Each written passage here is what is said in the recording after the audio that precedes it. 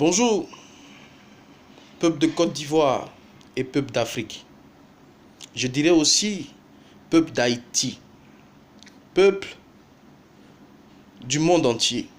Mes frères, mes sœurs, je suis content de me retrouver devant vous encore pour continuer ce qu'on a commencé.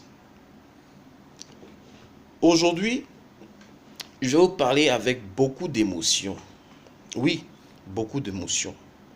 Parce que plus on avance dans le temps, plus il y a des choses, si on ne les comprend pas, arrivent à nous tuer, arrivent à créer notre malheur.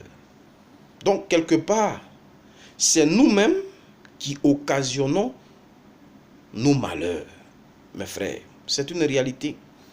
C'est nous-mêmes qui occasionnons nos pleurs. Vous voyez? Et quand cela se présente, mes frères, ne regardez pas en face, je dirais, la cause de vos problèmes, mais regardez en vous-même.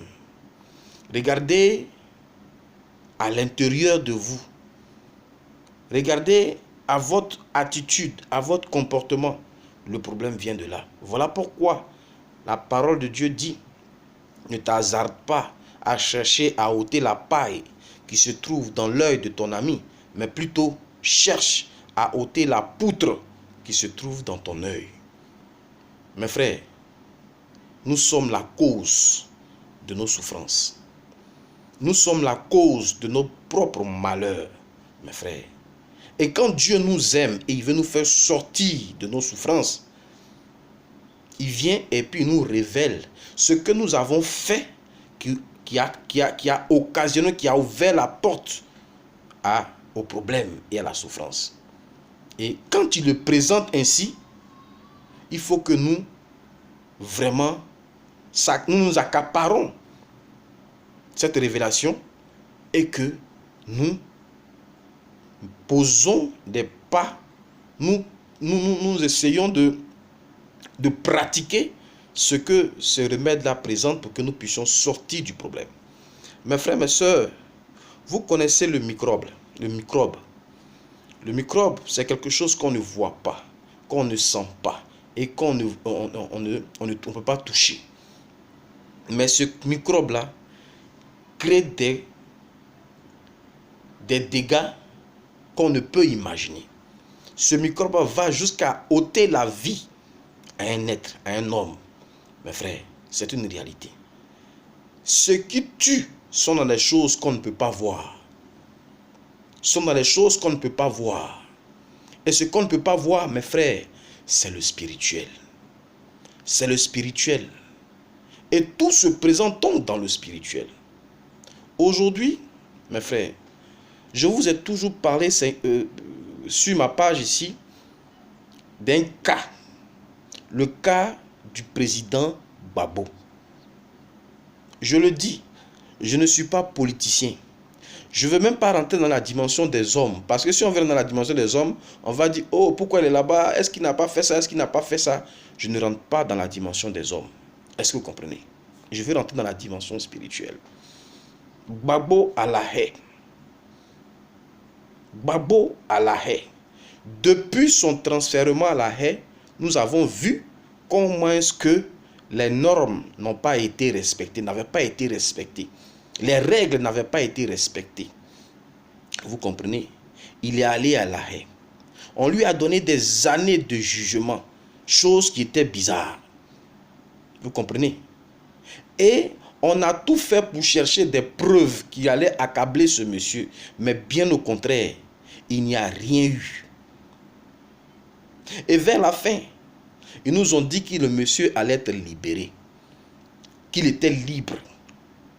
Mais qu'est-ce que nous constatons? Nous constatons qu'il se passe quelque chose de bizarre à la CPI. Nous constatons que bien évidemment, il ne s'agit pas d'une justice. C'est vrai. Moi-même, je me dis, si le président Gbagbo était resté en Côte d'Ivoire, il allait avoir une justice. On allait le juger et puis on allait donner ses années de prison. Il allait aller en prison. Mais à la haie, ce n'est pas une justice. Et nous ne devons pas voir cette dimension de façon physique parce que ce n'est pas une justice. Parce qu'une justice, mes frères, il y a des règles. Il y a des règles. Mais on a comme l'impression que la CPI n'a pas de règles. N'a pas de règles. Et nous constatons impuissants à la prise d'otage de ce monsieur.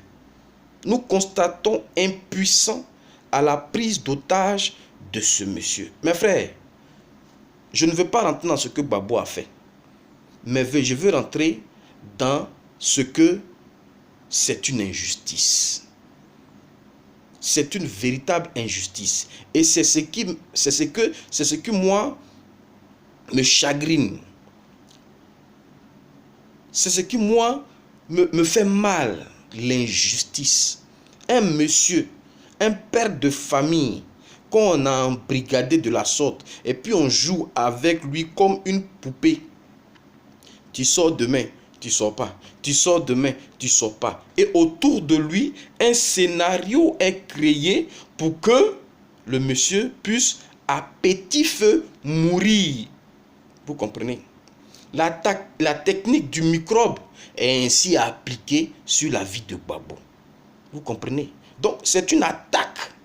C'est une guerre spirituelle, émotionnelle, morale, sentimentale, je peux parler comme ça, qui est en train d'être planifiée sur la vie de Gbagbo. Ils sont en train de le tuer à petit feu, lui faire perdre tout espoir.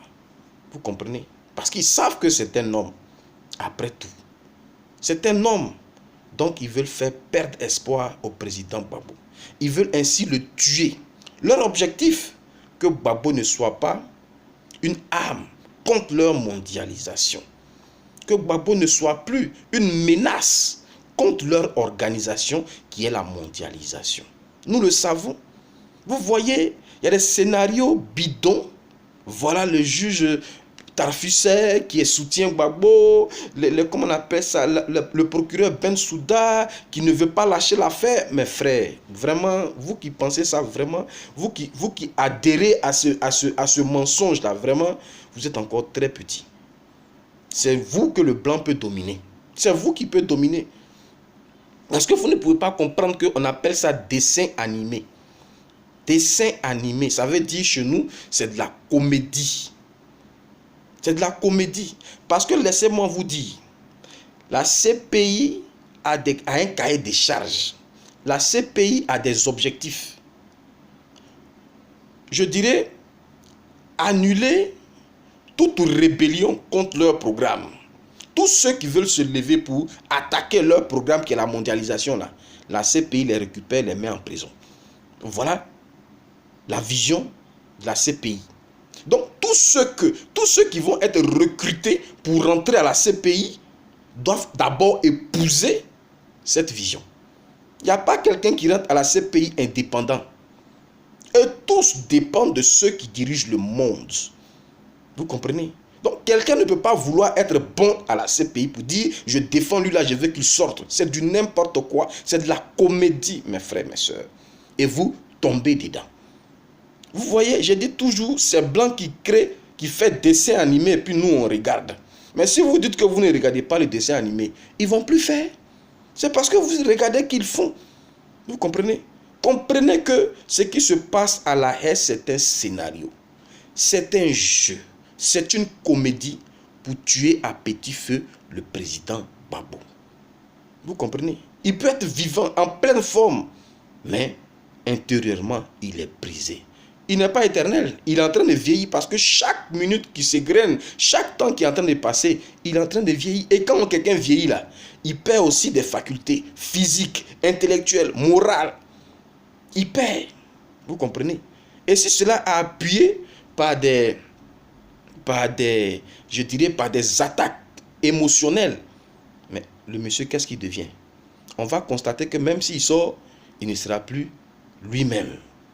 Et c'est fini pour l'Afrique. Parce que l'objectif de Gbagbo, c'est de délivrer l'Afrique du joug colonial. C'est de délivrer l'Afrique du joug colonial. Mes frères, mes soeurs, je vais vous dire, la situation de Gbagbo à La Haye mes frères, constatez aujourd'hui qu'elle n'est pas physique. Constatez qu'elle n'est pas physique. Vous voyez, Gbagbo est avec Blé Goudé.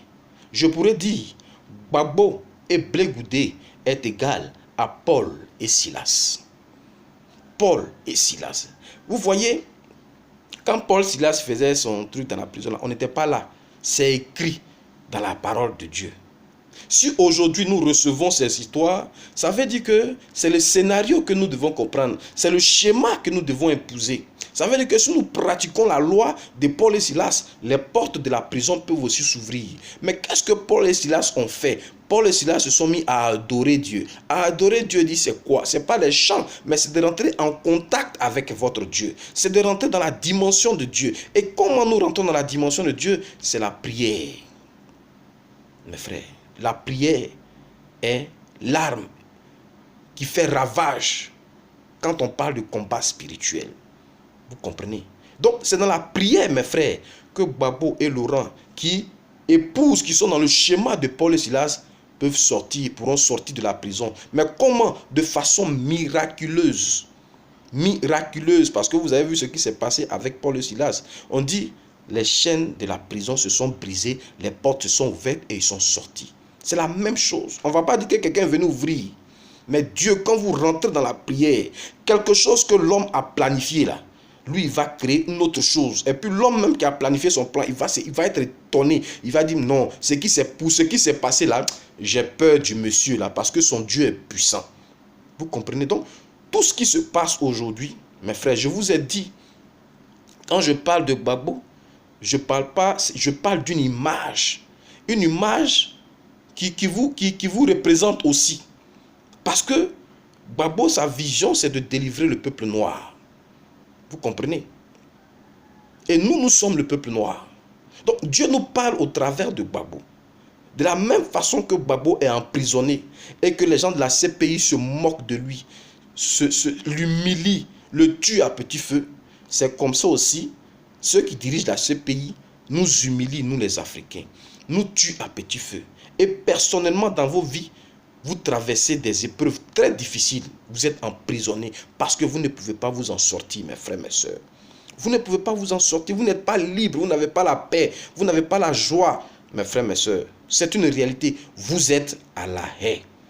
Vous êtes à la haie, mes frères, mes sœurs. C'est une réalité. Quand des problèmes vous assaillent, mes frères, ne restez pas là à pleurer. Non. Dieu permet ça pour que vous puissiez vous lever, utiliser les armes nécessaires et vous battre. Parce que Dieu dit, c'est lorsqu'on s'entraîne qu'on devient un grand athlète. Donc, pour que Dieu t'emmène à devenir grand athlète, il va t'envoyer des épreuves pour que tu puisses t'entraîner. T'entraîner à quoi? À utiliser les armes, je dirais, nécessaires, utiles à ton combat dans la prière. Vous comprenez? Donc, la situation de Gbagbo, c'est de nous qu'il s'agit, c'est le peuple noir, l'esclavage du peuple noir. Depuis 400 ans, nous avons été réduits à l'humiliation, à la moquerie, à la malédiction. Le blanc nous a humiliés, il continue de nous humilier. Mes frères, c'est de ça qu'il s'agit. Et donc, nous devons sortir de cette prison de l'esclavage qui a duré 400 ans aujourd'hui. Nous devons sortir de cette prison par la prière. Nous devons faire comme Paul et Silas. Nous devons nous lever et prier afin que Dieu fasse le miracle et il brise les chaînes de cette malédiction.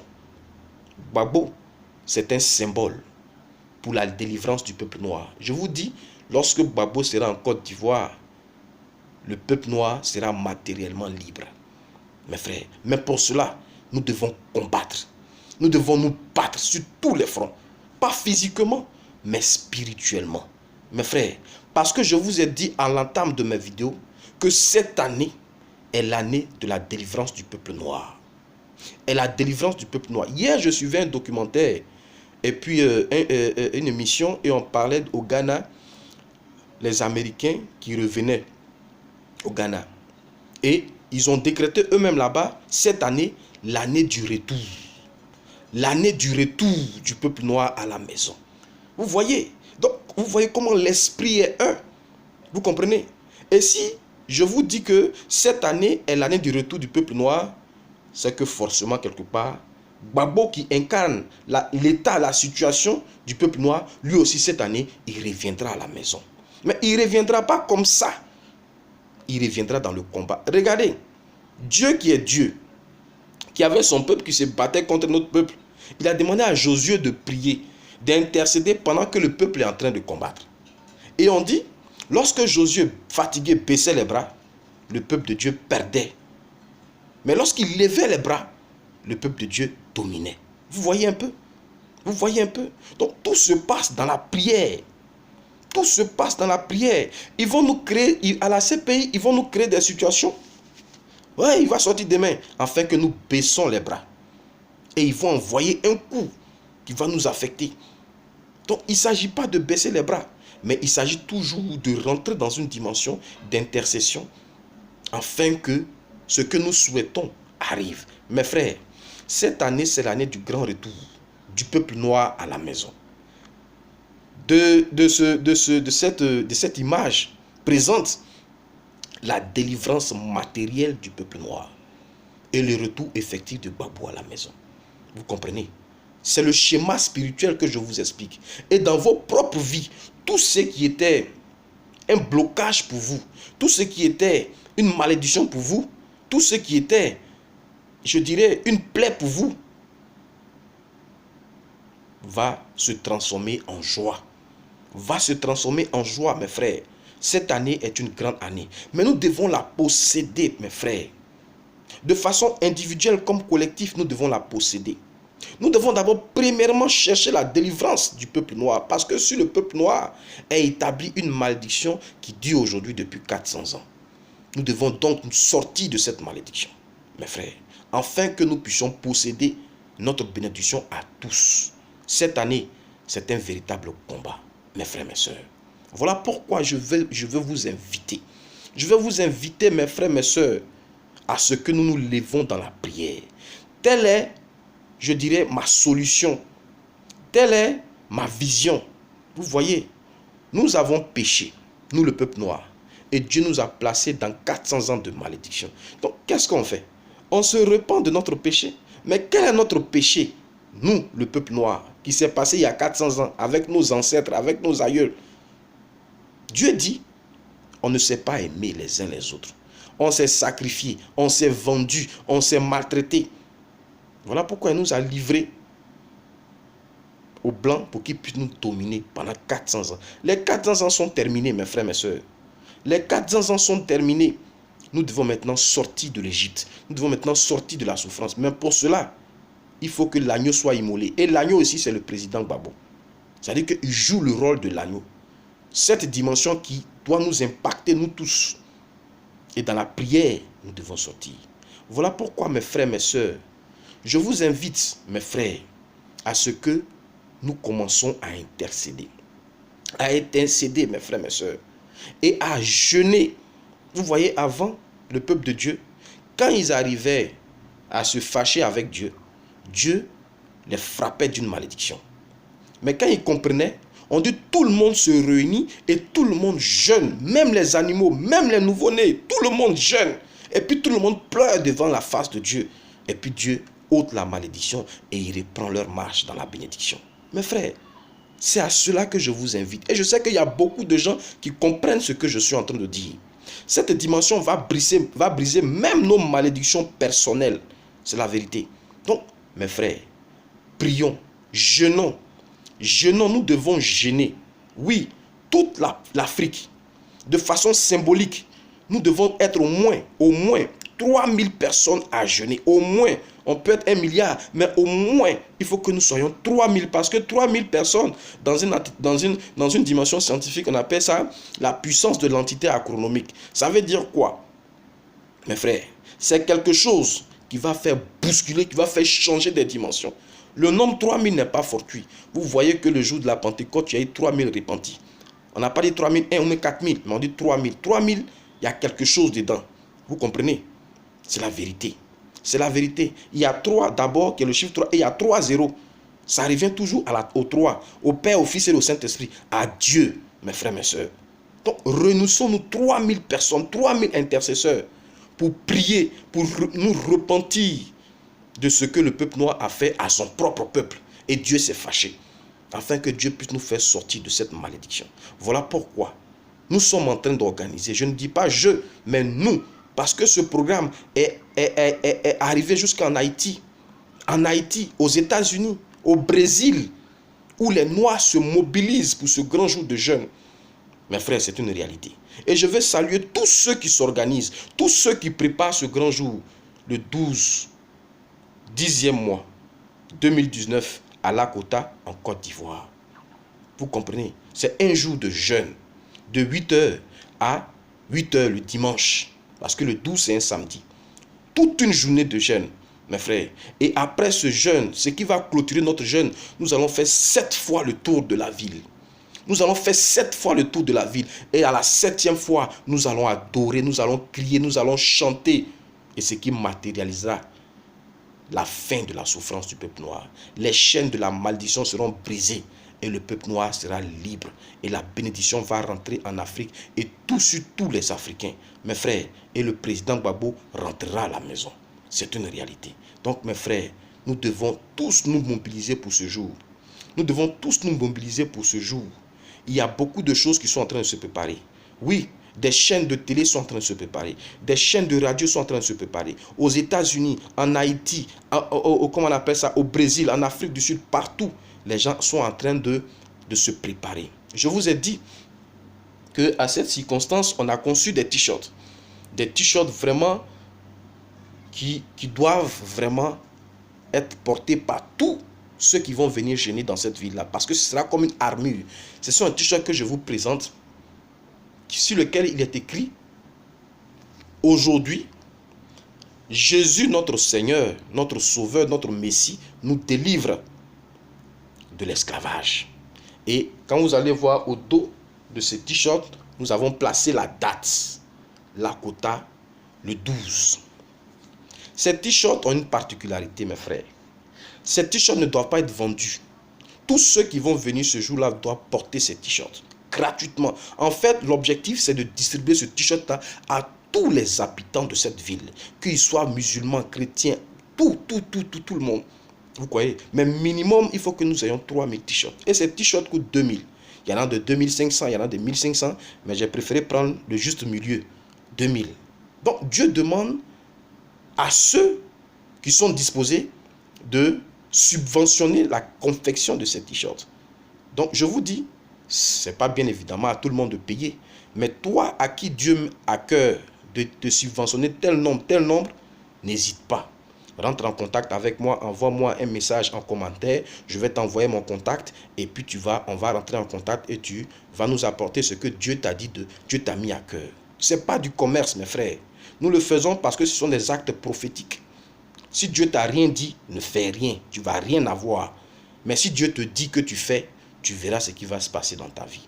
Mes frères, ce grand jour approche à grands pas. Il faut que maintenant nous nous mobilisons pour faire sortir l'Afrique de la souffrance et que enfin Gbagbo rentre à la maison. Mes frères, c'est à cela que je m'attelle. Je sais que j'ai commencé avec mes petits moyens, mais Dieu a fait que des amis, des frères me rejoignent et les choses se passent convenablement bien. Nous étions le dimanche passé à 102 t-shirts. Aujourd'hui, nous sommes à 392 t-shirts et nous savons que Dieu fera. Donc, n'hésitez pas. N'hésitez pas. Demandez à Dieu qu'est-ce que vous pouvez apporter. Qu'est-ce que vous pouvez être. Si vous êtes en Europe, partout dans le monde entier, je vous demande de prier Dieu afin que Dieu vous donne la route, afin que vous soyez là. Si vous n'êtes pas là, demandez à Dieu qu'est-ce que vous pouvez apporter parce que c'est un grand combat. C'est ce que j'appellerai la guerre d'Armageddon, où les fils du diable vont attaquer les fils de Dieu en esprit. Mes frères, c'est ce que je voulais partager avec vous. Vous voyez, commençons à nous lever et à prendre autorité sur nos propres malheurs, parce que c'est nous-mêmes qui les créons, parce que nous ne comprenons pas ce qui nous arrive, afin que nous possédons la victoire. Mes frères, soyez bénis et que Dieu nous garde.